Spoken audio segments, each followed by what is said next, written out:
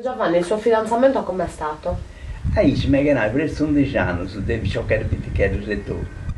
Però non mi trovo mai non che senti molto, ma da bonita, non da sempre vestito, quello dici.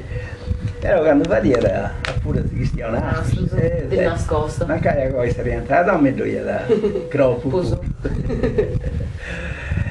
E quindi lei è andata a chiederle la mano? Sì, poi pago non ti convinto di questa cosa, tenete le noi troppo sciocchetti che dico pure. E poi che anni si è sposato?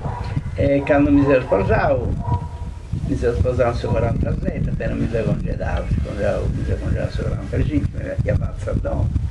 C'è 49 anni poi però. Dopo 50 adesso non si deve sa vita sta lì, si può fare.